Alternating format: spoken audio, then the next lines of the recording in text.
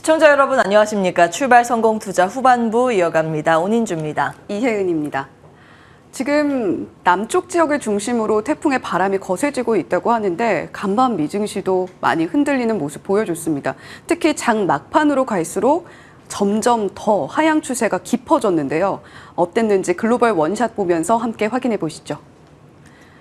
간밤 미증시 3대 지수 모두 하락하면서 마무리를 했습니다. 다우존스 지수가 그나마 좀 상승 반전을 꾀하기 위해서 노력을 했습니다만 그럼에도 불구하고 장 막판에 하락세를 피해갈 수는 없었고요. 나스닥이 1% 넘는 낙폭 보여줬고 특히 3대 지수 모두 일제히 장 종료 시점에 다가갈수록 낙폭을 키워나가면서 쭉 빠지는 모습을 보여줬습니다.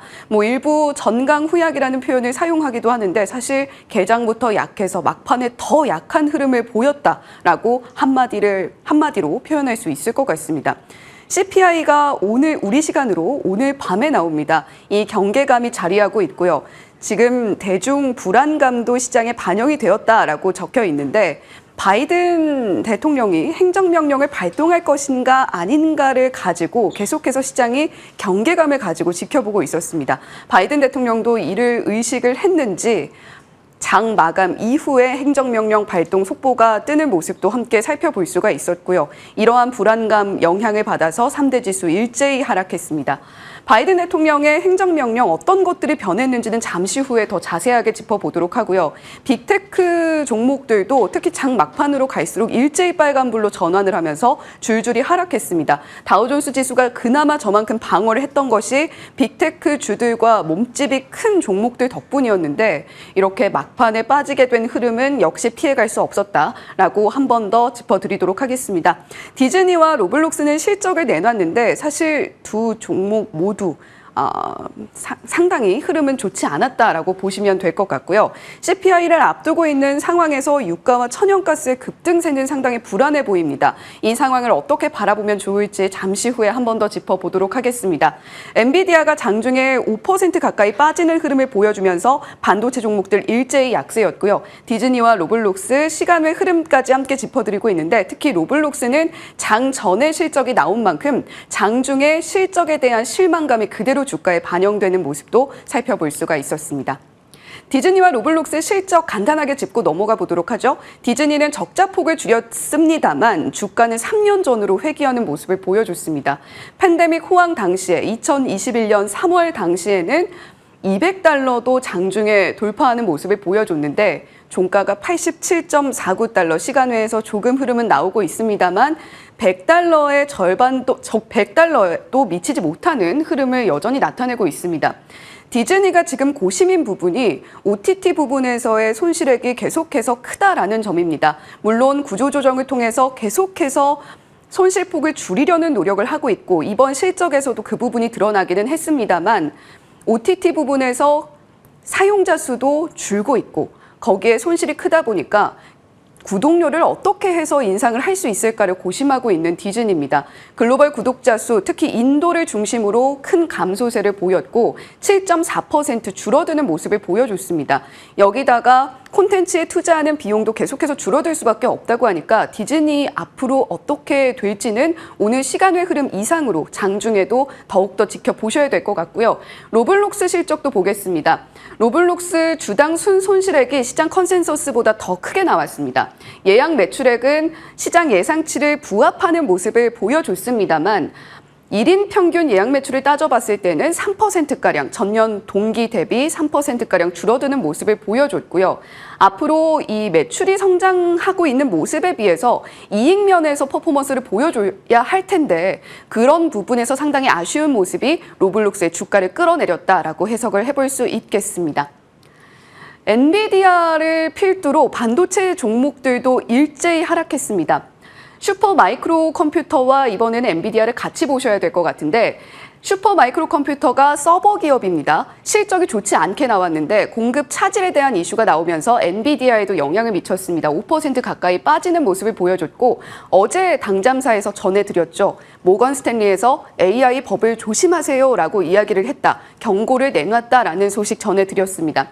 AI 버블에 대한 경고, 거기다가 말씀드렸듯이 장중에 팽배했던 대중 불안감 이슈도 있었고요. 여기에 슈퍼마이크로 컴퓨터의 공급 차질 이슈까지 겹쳐지면서 반도체 종목들 일제히 하락하는 모습 살펴봤습니다.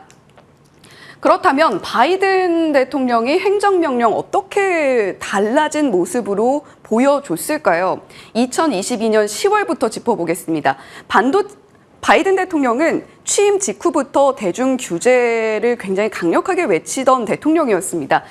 작년 상황부터 저희가 간단하게 짚어보면 10월 당시에는 첨단 반도체와 장비 수출을 아예 금지를 하겠다라고 이야기를 했고 중국의 반도체 첨단 기술로의 진전을 막기 위해서 14나노 공정으로 그 한계를 설정을 해뒀습니다. 2023년 올해 4월로 와 보면요.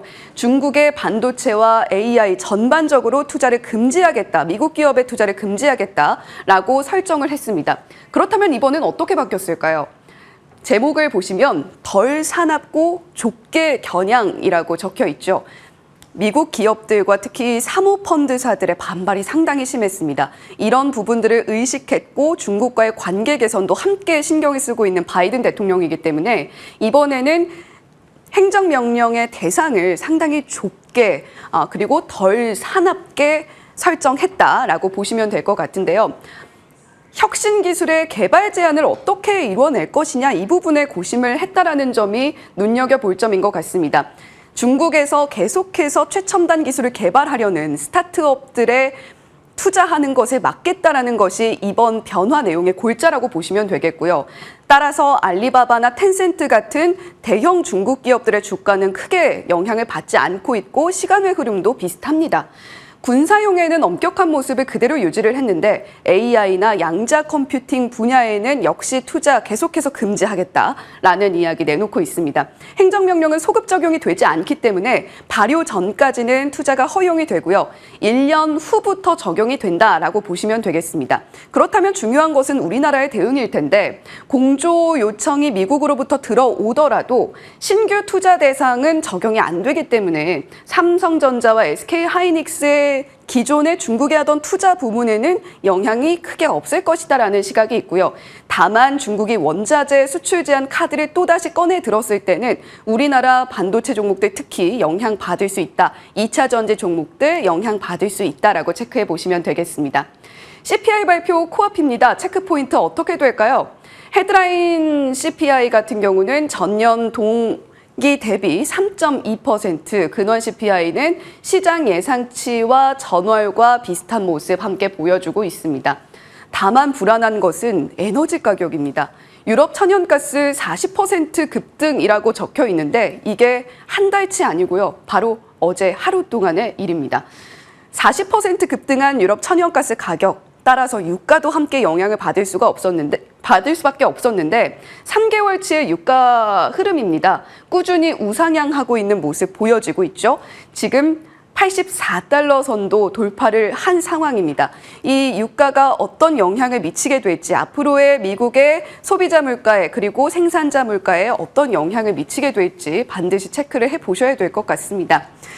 자, 오냉커님, 저희 앞서서 태풍 이야기를 했는데 우리 증시도 참 바람이 거세게 불다가 어제 조금 잦아드는 모습이었어요. 맞아요. 오늘은 어떨까요? 오늘은 그러게요. 여러 가지 복합적인 이슈들이 맞물려 있는데요. 하나하나 그 실마리를 풀어보도록 하겠습니다. 먼저 보시죠. 전 세계 증시에서 어제 유독 우리 시장만 좀 강했습니다. 그러면 외풍보다는 이 내부적인 이슈가 더 컸다라는 걸 의미하죠. 하나하나 이제 추정되는 내용들 정리해 보겠습니다. 지금 시장의 중심추는 실적에서 금리나 성장 기대로 이동을 하고 있습니다. 어닝 시즌이 거의 마무리되는 단계이기 때문인데요. 금리는 결국 시장의 방향, 위쪽인가 아래쪽인가, 그리고 업종과 스타일을 결정을 하고요. 성장의 강도에 따라서 주가가 더 강한가 덜 강한가를 정하게 되죠. 금리 부분이 요즘 시장에서 굉장히 많이 주목하는 파트입니다. 어제 미국 국채금리 상황 보면 10년물이 특히 많이 좀 밀리는 모습이었습니다. 10년물, 2년물, 미국의 국채금리 모두 떨어지면서 우리 시장의 방향은 위쪽으로 성장력을 더 강하게 키웠다는 분석이 있었습니다. 그런데 간밤 미국의 2년물은 오히려 좀 반등을 했고 10년물은 약간의 이제 소강 상태를 나타내긴 했습니다. 이 금리만 봤을 때는 오늘 우리 시장 물음표가 달려 있다고 볼 수 있겠죠. 그리고 전 세계 증시 어제 데이터 기준으로 정리를 해봤습니다. 유독 코스피와 코스닥 지수만 굉장히 큰 상승폭을 나타냈다는 걸 확인해 보실 수 있는데요. 이것이 한 가지 추측되는 내용입니다. 오늘 우리 시장은 옵션 만기일이죠. 그동안 외국인들이 옵션 만기일 전후로 어떤 패턴을 그려갔는가 정리를 해봤더니 월 초부터 옵션 만기일 그 전주까지, 이번에는 그 지난주까지가 해당이 되겠죠. 이 기간 동안은 대략적으로 외국인이 선물 매도를 확대하는 그런 움직임을 보였습니다. 요즘 그랬죠. 그런데 옵션 만기일이 들어가는 그 당일 과 그 전주, 그 해당되는 주에는 다시 환매수를 했습니다. 그러니까 이번 주 들어서 외국인들이 환매수로 다시 이제 돌아설 가능성이 있다라는 게 이 패턴에서 읽을 수 있는 내용인데요. 어제 그래서 외국인들이 선물과 현물 쪽에 매수를 한 것이 아닌가라는 추측입니다. 결국 오늘 지나서 이제 내일부터 본 게임이 시작된다는 건데 시장의 주도주의 흐름이 어떻게 움직이는지는 꼭 들여다 보셔야겠습니다. 어제 한마디로 정리하면 주도주의 기환이라고 볼 수 있겠습니다. 삼각편대 지속적으로 체크해드리고 있죠. 배터리, 반도체, 바이오 이렇게 삼각구도가 이어지고 있는데 어제 셋 모두 나쁘지 않았습니다. 특히 좋았던 건 바이오 섹터. 가치주의 역할을 하고 있는 뭐 금융이나 음식료, 유틸리티 쪽은 어제 부진한 모습이었습니다. 확실히 성장 쪽에 집중이 됐다는 걸 확인해 보실 수 있습니다. 외국인의 순매수 상위 종목 어제 삼성전자를 필두로 해서 반도체, 바이오, 배터리 두루두루 주식 쇼핑에 나서는 모습 포착이 됩니다. 바이오는 어제 자세한 내용 체크해 드렸습니다. 노보하고 릴리의 힘이 굉장히 컸죠. 처음에 당뇨 치료제로 만들었는데 비만에도 효능이 있는데 간질환에도 효능이 있는데 여기에 심혈관 질환까지 효능이 있다고 전 세계의 바이오 이 업계가 놀라는 상황이었습니다. 주가가 이제 노보 중심으로 신고가 영역을 갈아치우는 모습이었는데요. 간밤은 노보는 살짝 밀렸고요. 이제 호흡, 숨고르기에 들어가는 모습이었고 릴리는 추가 소폭의 상승 이어갔습니다.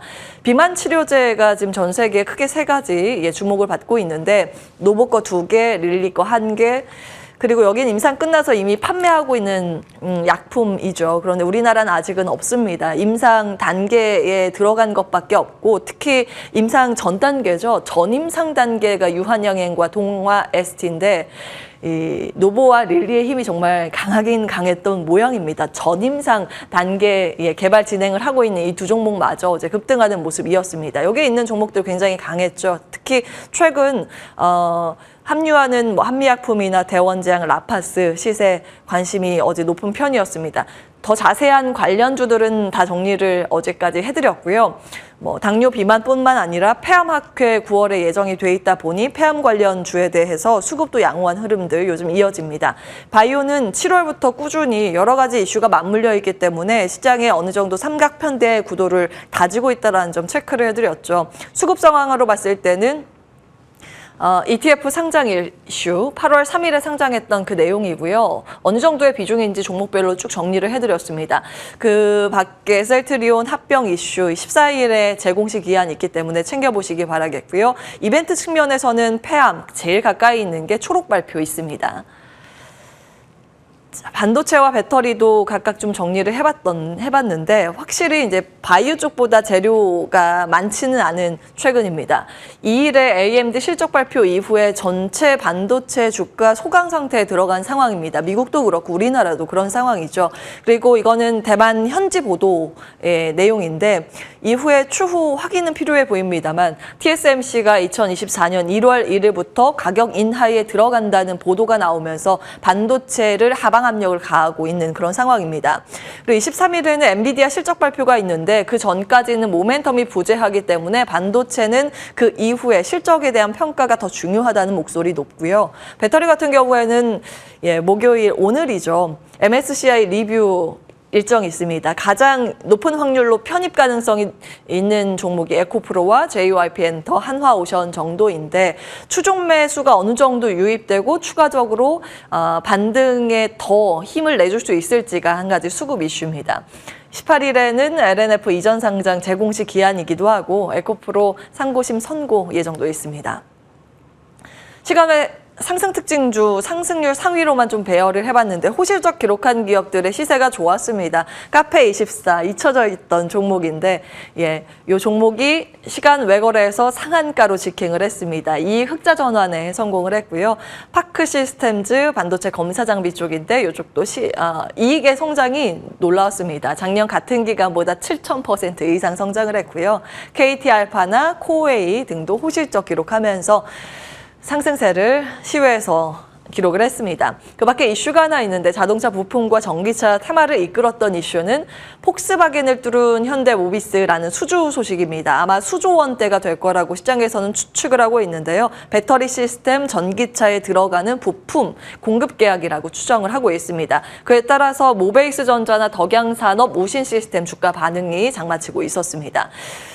시간 외거래에서 가장 뜨거웠던 종목이라고 하면 리오프닝이 되겠습니다. 면세점, 화장품, 여행 카지노가 같이 상승세를 시연을 했고요. 종목들이 굉장히 많죠. 중국 이슈입니다. 이 비슷한 이슈를 한 11번 정도 체크를 과거에 해드렸었는데 이번에는 진짜이길 바랍니다. 사드 보복 이후에 6년 만에 개별 여행 증가가 중국에서 추세적으로 나오고 있다는 보도인데 샹하이나 칭다오에서 연이어서 대형 한국 관광 행사 개최 소식이 전해지고 있습니다.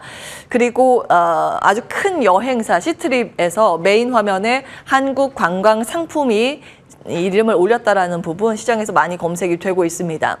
주한 중국 대사관에서 어제 공시를 한 내용인데요. 비자 신청사 지문 채취 면제 통지 보도가 있었습니다. 원래는 지문에서 공항을 채취했다가 영사관에서 방문 채취로 바꿨었죠. 굉장히 번거롭습니다. 그런데 이것을 이제 면제하기로 했다라는 결정했다라는 그 내용이고요. 상호 교류의 정상화 신호로 시장은 해석을 하는 분위기입니다. 중국에서 비자 발급이 중단이 되어야 실질적인 여행 리오프닝의 수혜가 될 텐데 그게 나오게 된다면 상반기에 이제 일본, 미국, 한국 배제를 했었는데 모두 해제 가능성이 높다라는 그런 보도고요. 9월에는 항저우 아시안게임 있죠. 한중일 외교 이벤트 등이 있습니다. 이것을 고려해서 아마도 비자 발급 중단 해제를 할 것이라는 보도가 잇따르고 있습니다. 다만 변수, 생각보다 미국에서 리오프닝의 그 회복 속도가 빠르진 않습니다. 7월에 주요 도시의 출국자 수가 2019년 코로나 이전 대비했을 때 한 52%대 정도만 회복을 했거든요. 예상했던 게 60%, 70%대였기 때문에 한참 못 미치는 수준입니다. 기회가 크지만 실제 조치와 속도가 중요하다. 하나증권에서 코멘트 나오고 있습니다. 같이 참고해 보실 필요는 있겠고요. 자, 주유소 갈 때마다 가격이 올라서 저도 참 걱정입니다. 기름 넣으려다가 서울 몇몇 곳은 휘발유 2,000원대가 등장을 했습니다. 제 집 주변에도 있더라고요. 휘발유 가격 전국 평균으로 봤을 때는 10개월여 만에 1,700원을 돌파했다는 소식이 있습니다. 우리나라뿐만이 아니라 미국의 유가도 요즘 계속 고공행진을 이어가고 있는데 특히 지정학적인 리스크를 안고 있는 러시아, 우크라이나에 맞닿아 있어서 직격탄을 맞고 있는 쪽이 유럽이죠. 특히 독일인데 에너지 위기가 2년째 진행이 되고 있습니다. 간밤 천연가스 많이 이제 기사를 통해서 보셨겠지만 40%나 폭등했습니다. 호주에서 LNG 공장에 이제 파업 계획이 있다라는 보도가 나오면서 공급 차질 우려 때문에 그런데요. 그로 인해서 우리는 무엇을 고민을 해야 할까? 다시 슬프게도 인플레이션 스타일을 봐야 하는 건가라는 관점에서 정리를 해봤습니다.